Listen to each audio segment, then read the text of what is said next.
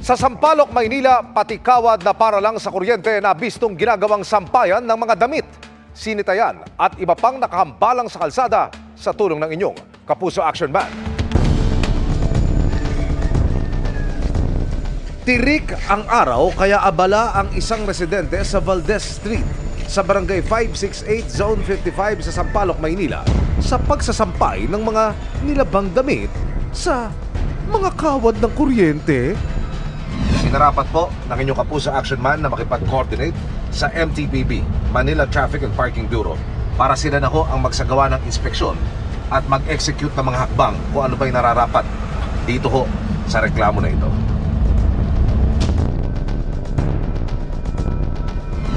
Yung pong may sinampay dito, kanino po ito? Bawal po tayo magsampay sa kalye. Bawal po yan, bawal yung mga sinampay sa kalye. Yung pong nagsasampay na nandyan sa taas. Bawal po yan, sir. Huwag po kayo dyan magsampay. Okay lang naman din kasi madirig naman nasa kawad. Kaya tinanggal ko rin po. Nakausap din ng inyong Kapuso Action Man ang babaeng nakita sa video na nagsasampay sa mga kawad. Ano masasabi nyo? At isa ko sa mga nareklamo yung pagsasampay nyo ng damit. Naglalabada ako. Ngayon, minsan lang naman po ako magsampay. Pag marami ako nilalabahan. Pag marami nagpapalabas sa akin. Kasi yan lang po ng hanap buhay ko. Lahat ng inabutang obstruction sa kahabaan ng Valdez Street, isa-isa ring pinalis ng MTPB. Lahat po ng tricycle, na may-ari, pati po sa sakyan. Nalisin niyo po yun dyan, titigita po namin yan, pag-iingin na rin. May fine ba yung mga ganyan? May violation ba yan? May pwedeng kaparusahan na hepe? Yes sir, actually meron. Kaso nga lang, ang may handle po niyan sa sanitation ng Maynila. Dapat po sila ang merong ang DPS po namin, sila po yung may panikit po talaga sa ganyan. Sa amin po kasi sa mga sasakyan. May pangako naman ng barangay matapos ang clearing operation. Madadala na po sila. Sabi ko naman sa kanila, huwag nyo na ulit ibalik yan para hindi na tayo puntahan. Mission accomplished tayo, mga kapuso. Para sa inyong mga sumbong, ipadala nyo lamang sa Kapuso Action Man Facebook page. Dahil saan man reklamo, pang-abuso o katiwalian, tiyak may katapat na aksyon sa inyong Kapuso Action Man. Pinasasagot na rin ng PNP ang mga hepe ng pulisya nung gyera kontra droga ng Administrasyong Duterte kasunod ng mga isiniwalat sa pagdinig ng House Quad Committee. Nakatutok si Ian Cruz.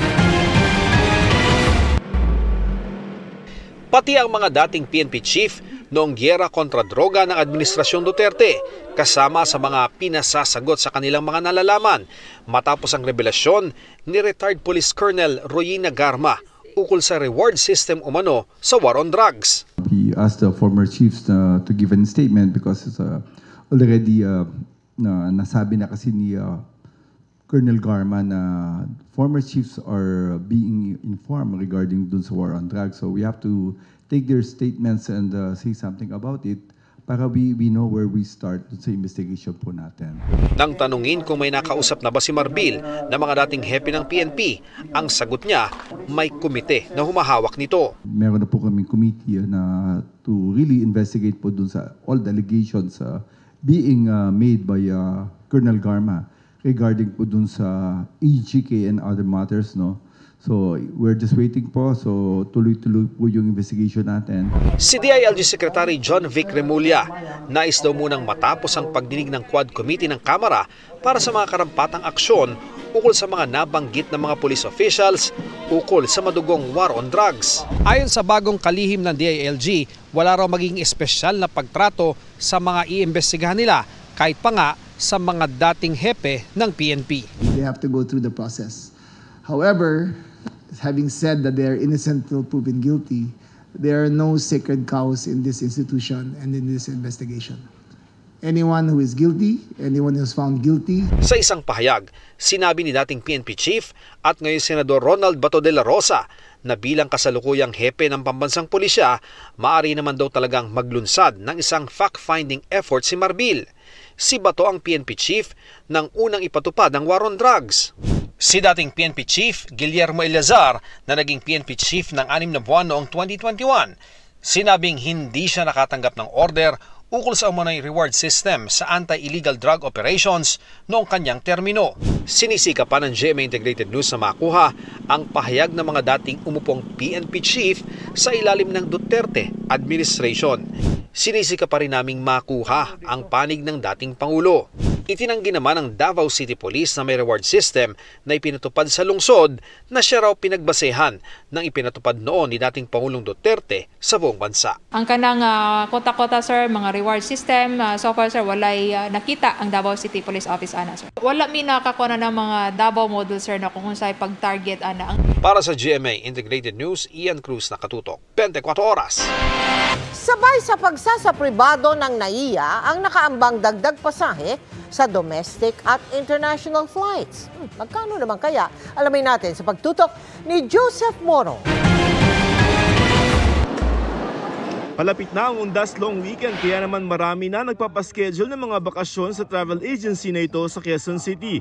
Pero posibleng madagdagan ng gastos para sa inyong #travel goals. Kasunod ng hiling ng mga airline company sa Civil Aeronautics Board na panibagong singil na tinatawag na Airport o Terminal Enhancement Fee. Ayon sa Airline Industry Insider na nakausap ng GMA Integrated News, depende sa airline. Maglalaro yan ng 150 hanggang 175 pesos para sa domestic flights at 300 hanggang 600 pesos para sa international flights. Ang dahilan, may dagdag gasto sa mga airlines dahil sa pagsasapribado ng Ninoy Aquino International Airport. Paliwanag ng Manila International Airport Authority, ipatutupad na kasi ang bagong administrative order kung saan nakasaad ang mas mataas na bayarin ng mga airline tulad ng passenger service charge, landing and takeoff charge, aircraft parking, cargo terminal fee at iba pa. This is the condition that was parang set, no? Insofar as the invited bidders are concerned, this is the parameter that they will be operating the terminals. So itong mga rates na to are prescribed in that AO1. Pero bahagi lamang ng kabuang dagdag gastos ng mga airline ang gustong ipasa nila sa mga pasahero. They also want to maintain that demand for travel. Kasi kung iwa 100% pass on ito sa passengers, wala nang babiyahe, no? Depende sa Civil Aeronautics Board o CAB kung magkano ang papayagan nila doon sa dagdag singil na hinihingi ng mga airlines. Ayon sa mapagkakatiwalaang source ng GMA Integrated News, sa katapusan ng Oktubre, posible magdesisyon ang CAB. That's why I'm saying si CAB should also take into consideration yung bang percentage na iso-shoulder ng airline versus yung percentage na gusto nilang i-pass on sa consumer. Ano ba talaga yung pakinabang din? Sa kabila ng nakaambang dagdag gastos sa pasahe sa aeroplano, tingin ng branch manager ng isang travel agency, especially this season for international, mas madami siya, mas demand siya. Kasi kay domestic natin, summer tayo eh. Ang willing naman yung mga clients to expend a little more para lang naman mag-international. Pero base pa rin sa parehong AO, ihanda ang bulsa dahil sa September 2025. Tataas ang terminal fee sa 300 pesos para sa domestic flight, magiging 950 pesos naman para sa international flight. Para sa GMA Integrated News, Joseph Morong, nakatutok 24 oras.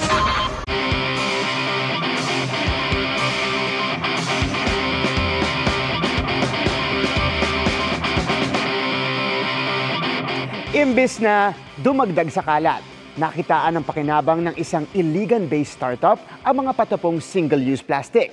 Tara, let's change the game at alamin kung paano magtatransform ang plastic para maging bubong.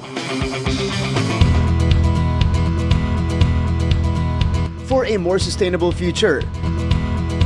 Unti-unting nakikilala ang konsepto ng circular economy kung saan layong patagalin ang life cycle ng mga materyales at gamit para hindi maubos ang natural resources at mabawasan din ang basura. Kaya naman itong mga single-use plastic na inaabot ng libong taon bago ma-decompose, nabibigyan ng bagong buhay na pwede nating magamit sa ating mga bahay. From plastic, itatransform yan to eco-roofing tiles pang bubong. Dinevelop ng Iligan-based startup na pinangungunahan ni Sir Keno Uy. Yung idea po ay nagsimula dahil maraming plastic sa area namin. While we are waiting for the solution na ma-resolve yung plastic problem natin, naghanap kami ng technology na pwede natin gamitin para ma-lessen at saka gamitin yung basura. Ang eco-roofing tiles, kasing gaan lang din ang yero, pero di tulad ng yero. May insulation properties ang mga ito kontra init. Sinimulan nila ang pagbuo ng eco-roofing tiles noong 2019. And to make the process more sustainable, hindi nila tinutunaw ang mga single-use plastic para iwas polusyon. Para maging roofing tiles, itong ordinaryong plastic, dadaan muna siya sa isang proseso. Dudurugin natin ito para maging ganito na siya. Pellet form na plastic. Pagkatapos nito, hindi natin siya tutunawin katulad ng pangkaraniwang proseso dahil lalagyan lang natin siya ng eco-friendly na adhesive. Saka natin siya ilalagay sa mold. At pagkatapos ng 6 na oras, ganito na ang magiging itsura niya. Papahiran ng plastic cement para mas tumibay at ma-weatherproof. Ang kanilang innovation, isa sa mga startup na nabigyan ng grant ng DOST para labanan ang plastic pollution sa bansa. All of these are initiatives na pwedeng makatulong sa pagbabawas ng plastic o magamit ang plastic sa iba pang paraan upang hindi maging waste at hindi maging pollutant. Para magkaroon din tayo ng una, job generation, and also making sure that we protect our environment. By next year, target ni Sir Keno na masubukan ang kanilang produkto bilang materyales sa mga modular housing. Mga kapuso, this is a big step towards sustainability. Bukod sa mababawasan ang plastic pollution, makakagawa tayo ng materyales na mapapakinabangan ng ating mga kababayan. Para sa GMA Integrated News, ako si Martin Javier. Changing the game!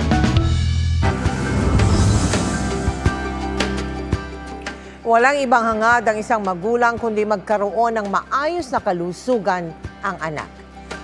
Kaya mahalaga ang pagkakaroon ng newborn screening para maagapan kung may posibleng sakit ang bagong silang na sanggol.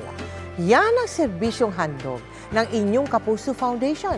Katuwang ang Department of Health, Calabarzon sa Pililla sa Rizal. Sa datos ng Newborn Screening Reference Center ng University of the Philippines, mahigit 1.4 million babies ang ipinanganak sa bansa noong 2022. Pero sa bilang na yan, 90% o mahigit 1.3 million lang ang dumaan sa newborn screening. Mataas man ang bilang na ito, may ilang ina pa rin ang hindi alam ang kahalagahan ng newborn screening test. Gaya ni Rowena na lahat ng 5 niyang anak hindi na pa newborn screening. Wala naman pong sinabi namang pa newborn screening or ano. So parang kampante lang din naman po ako. Pero sabi ng mga eksperto, mahalagang magpa-newborn screening test sa loob ng 24 oras. 28 na sakit po na pwedeng makuha. Pwedeng malaman po na nakukuha po ng newborn screening. Kadalasan po dyan ay mental retardation. At pinakamalala po dyan ay pwede pong magsanay ng pagkamatay ng bata. Pag hindi po natin ito nalaman, ay naagapan agad.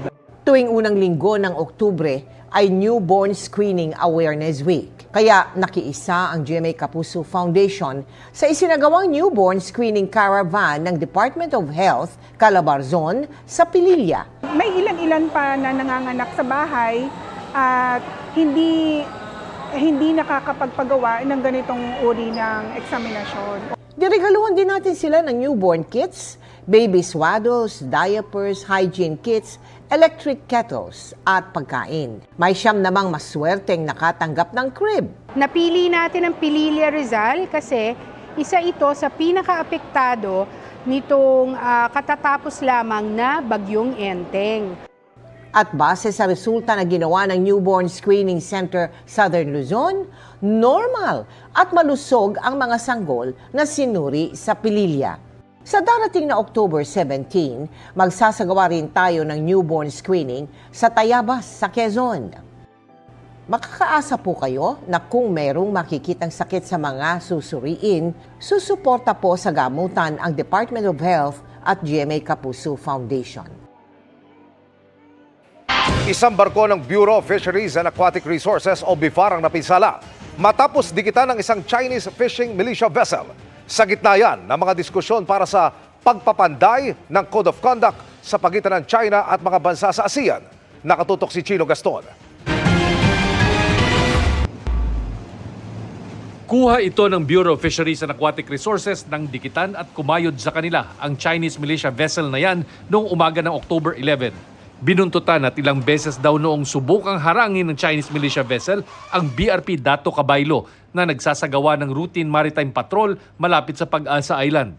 Dahil sa insidente, nagkaroon ng yupi sa kanang bahagi ng bow o harapan ng barko. Ang mga patuloy na insidente ng pangaharas ng China ang ipinunto ni Pangulong Marcos sa katatapos na ASEAN Summit sa Laos. Sa kabila nito, bukas pa rin daw ang Pilipinas na makipag-usap at makahanap ng mapayapang solusyon sa tensyon sa West Philippine Sea.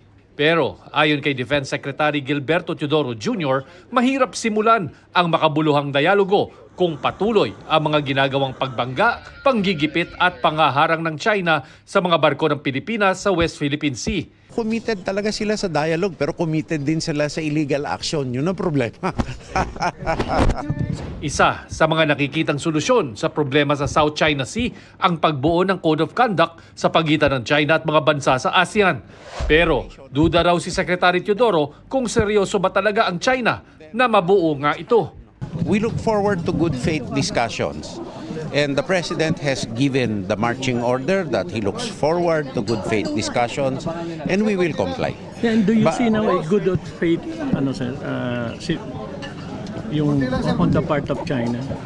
Right now, I honestly speaking, I do not see that. And the President also echoed that in saying that we cannot cast a blind eye or turn a blind eye on what is happening in the West Philippine Sea. Sa ulat ng Reuters, hinarang umano ng China at Russia ang proposed consensus statement ng ASEAN countries kaugnay sa South China Sea.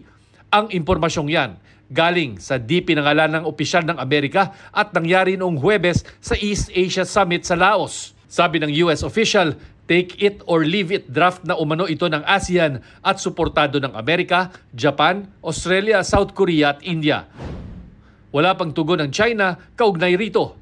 Gayon din sa mga pahayag ni Secretary Teodoro. Tingin naman ng security analyst na si Professor Renato De Castro, the ASEAN members want a binding code of conduct that has, of course, the power of an international treaty. Yes. China doesn't want a binding code of conduct. China is using the code of conduct to basically prevent ASEAN members from having security engagements with their treaty allies. Para sa GMA Integrated News, Chino Gaston Nakatutok, 24 Oras.